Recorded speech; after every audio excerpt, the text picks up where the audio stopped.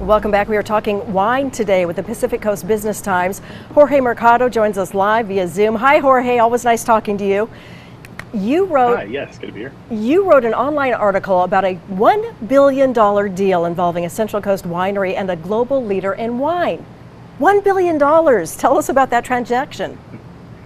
Yeah, so Daou Vineyards are located there in Paso, Robles in San Luis Obispo County. And yeah, they got one of the biggest deals in the region here in 2023. You know, while tech companies and a lot of other companies are sort of holding on to their cash, this is where the biggest transaction happened. So 900 million of that is going to be up front, and there's another 100 million that's contingent on some milestones that they need to hit. But yeah, they were purchased by an Australian wine estate called Treasury Wine Estates, and they are actually one of the largest vintners in the world. So it's definitely a huge deal here for the Central Coast. Just incredible. What made the brothers, Georges and Daniel Daou, stand out to Treasury Wine Estates? Yeah, that's a good question. I mean, you know, a lot of people talk about their wines being one of the best. I mean, Daou is actually one of the fastest growing luxury wine brands in the United States.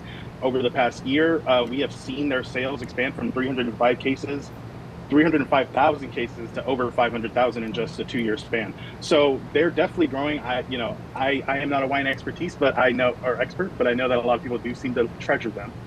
So yeah, works out well. And Paso Robles is already on an international vintners map. So what does this mega deal mean for the entire region?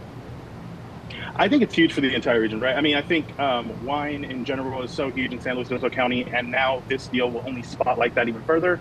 And that helps the Central Coast as a whole, right? Because if you see San Luis Obispo County, well, just go 1 hour south and you get to Santa Barbara, you get to Ventura, places where wine production is only growing. I think there were 20,000 acres of wine grapes harvested back in 2000 here in Santa Barbara and San Luis Obispo counties combined.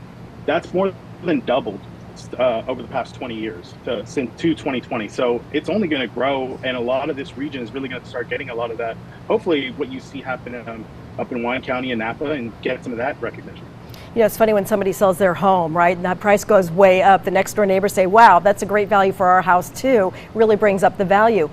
Daou has a nice range in prices from $17 up to triple digits. Will the Daou label go away? And what about pricing? What about operations?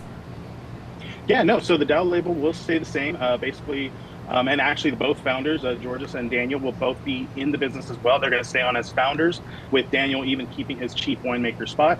So I think operationally, everything's going to remain the same. It's just that they now have a new sort of owner overarching. But the biggest difference is that you'll probably see the wine internationally now. It's going to have an international brand. That's the real reason they sold, right? Is because they could take it. This deal took it to the next frontier. So I think that's a huge thing for this brand and for this region. And local wine lovers can say, we knew them when, right? Seeing this growth. Yeah. Jorge, thank you so much for taking time. Really appreciate it. Really interesting article. Thank you. Thank you, guys.